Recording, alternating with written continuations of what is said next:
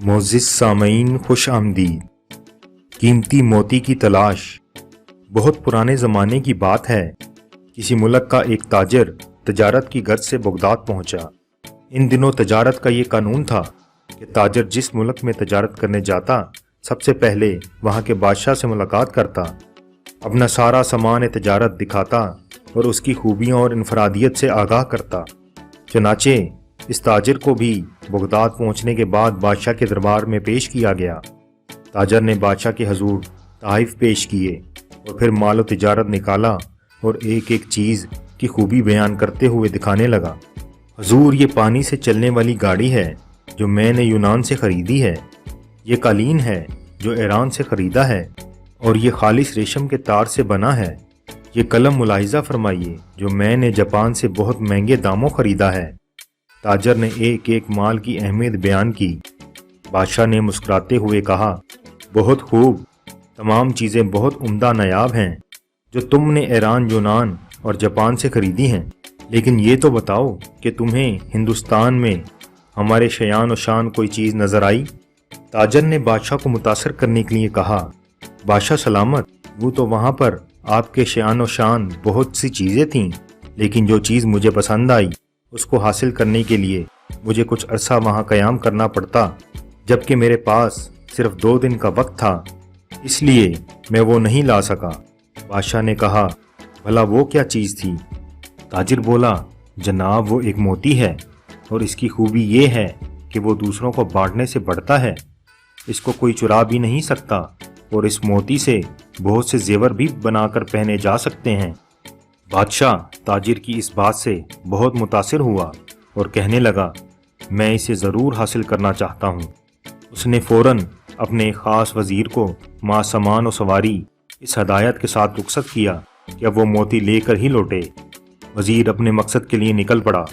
जंगलों, समंदरों, पहाड़ों और सहराओं गर्ज के हर जगह की खाक छान मारी, वादी वादी घूमा। हर शख्स से इस नादर व नायाब मोती के बारे में पूछा, मगर सब ने यही कहा कि ऐसा कोई मोती नहीं जो चोरी ना हो सके और इससे बहुत से जेवर भी बन जाएं। लोग इसकी बात सुनकर हंसते और कहते, मुसाफिर पागल हो गया है। यूं ही महीनों बीत गए। नाउमीदी के साए गहरे होने लगे, मगर बादशाह के सामने नाकाम लौटने का खौफ उसको चैन नहीं लेने दे रहा था। वजीर ने हर मुमकिन कोशिश कर ली कि उसे कोई ऐसा मोती मिल जाए, लेकिन ना मिला। आखिरकार इसने वापसी का इरादा कर लिया। वजीर अपनी नाकामी पर ज़ारो कतार रोता जंगल से गुजर रहा था। रात खासी बीत चुकी थी और वो थक भी गया था। एक दरख्त के पास आराम के इरादे से लेटा ही था, उसी लम्हे एक रोशनी अपनी जानिब बढ़ती नजर आई।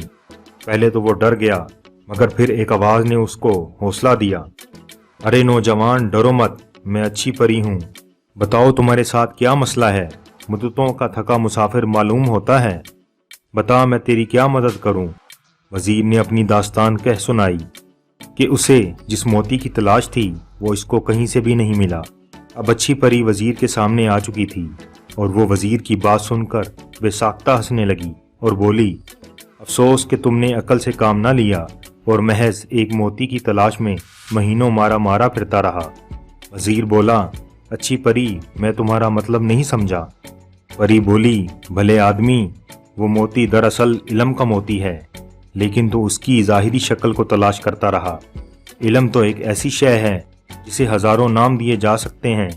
कहीं उसे फलदार दरख्त कहते हैं तो कभी सूरज से तशबीह देते हैं और उसे समंदर भी कहा जाता है, लेकिन उसे कोई चुरा नहीं सकता। लेकिन इससे जेवर बनाने वाली सिफ्त? वजीर ने हैरत से पूछा। परी ने मुस्कुराते हुए कहा, इल्म की बहुत सी सफ़ाहत हैं। तुम इस मोती की सूरत को क्यों तलाश करते हो? याद रखो, हर शय की तासीर का ताल्लुक उसके नाम से नहीं बल्कि उसकी अंदरूनी खूबियों से होता है। इसी तरह इल्म भी एक नायाब मोती है। जिससे ये हासिल हो जाए वो इससे ऐसे ही सज जाता है जैसे इंसान जेवर पहनकर सजता है, और इसे कोई चुरा नहीं सकता, बल्कि ये तो बांटने से बढ़ता है, घटता नहीं है।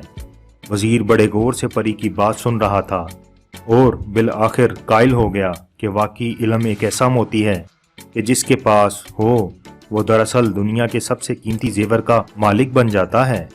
वजीर ने परी का शुक्रिया अदा किया جس کے بعد اچھی پری وہاں سے غائب ہو گئی۔ اب وزیر بہت خوش تھا اور اپنی کامیابی کے گیت گاتا اپنے ملک کو روانہ ہو گیا۔ وہاں پہنچ کر اس نے بادشاہ کو علم کے موتی کے بارے میں بتایا اور سمجھایا تو بادشاہ بھی پری کی بات کا قائل ہو گیا کہ صرف علم ہی وہ موتی ہے جسے کوئی چرا نہیں سکتا۔ پیارے دوستو، علم ایک ایسا موتی ہے جس کی چمک دمک زمین سے آسمان، فرش سے عرش تک ہے، اور علم کے اس موتی کی روشنی میں ہی انسان اس کائنات کے خالق و مالک تک رسائی حاصل کرتا ہے۔ مزید اچھی ویڈیو کے لیے ہمارا چینل سبسکرائب کریں، بیل آئیکن ضرور دبائیں تاکہ آپ کو ہماری نئی ویڈیو کا نوٹیفیکیشن ملتا رہے۔